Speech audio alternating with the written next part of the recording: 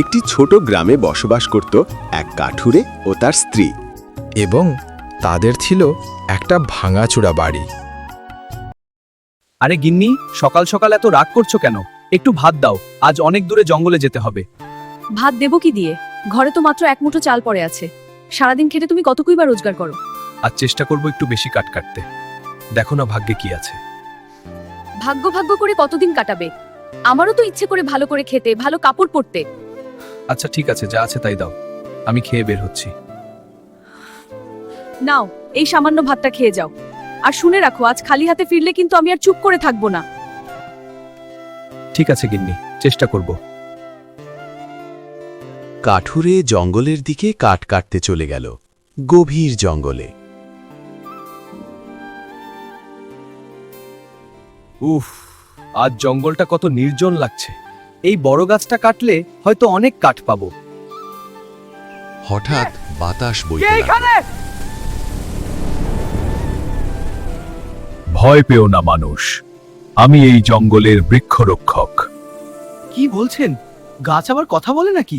হ্যাঁ, আমি সব দেখি, তোমার কষ্ট দেখেছি। আমার জীবনটাই তো কষ্টে ভরা, জন্ম থেকে শুধু অভাব আর দুঃখ। যদি আমি তোমাকে সাহায্য করি? সত্যি? আমি কি করতে পারি? এই ডালটা দেখছো? তুমি লাঠি দিয়ে আমার পাতা ছুঁড়ে ভাঙতে পারো।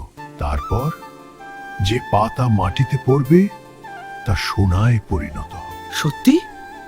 হ্যাঁ, কিন্তু মনে রাখো, শুধু 3 বার সুযোগ। 3 বারের বেশি চেষ্টা করলে ফল খুব খারাপ হবে। আমি মনে রাখবো। সত্যি সোনার পাতা।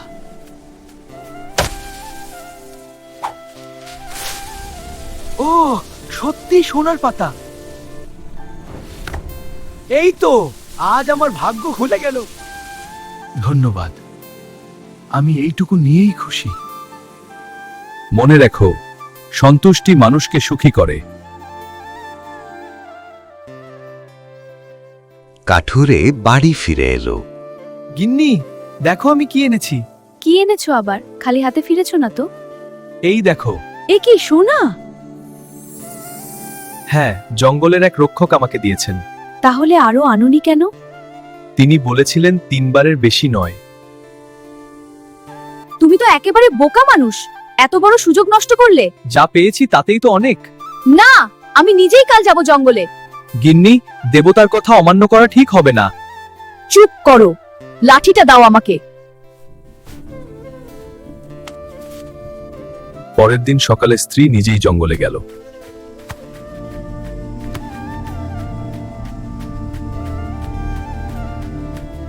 এই তো গাছটা, এত সোনা এখানে। কে তুমি? আমি কাঠুরের স্ত্রী, আমি সোনা নিতে এসেছি। 3 বারের বেশি চেষ্টা করো না। হ্যাঁ হ্যাঁ, আমি জানি। সে লাঠি ছুড়ল। আহ, সোনার পাতা, আরেকবার, আরো সোনা। না না, এত কমে হবে না, আমি সব পাতা সে নিয়ে গাছে যাব। উঠে ডাল ভাঙতে লাগলো। থামো মা, বেশি লোভ ভালো নয়। আমি কারো কথা শুনবো না। হঠাৎ বজ্রপাত হলো।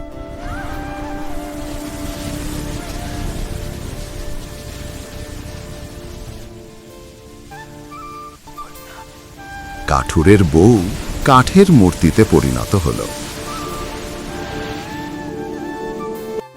কিছুক্ষণ পরে কাঠুরে জঙ্গলে এলো। গিন্নি, তুমি কোথায়? গিন্নি, তুমি কোথায়?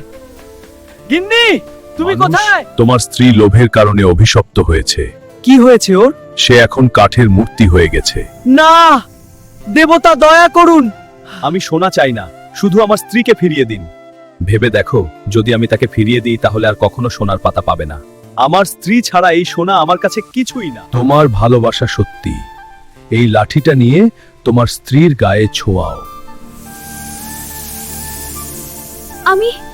আমি আবার মানুষ হয়ে গেলাম। হ্যাঁ গিন্নি। আমাকে ক্ষমা করো, লোভের জন্য আমি সব হারাতে বসেছিলাম। আজ থেকে আমাদের যা আছে তাতেই খুশি থাকবো। তোমাদের শিক্ষা হয়েছে, তাই তোমাদের আমি মুক্তি দিলাম।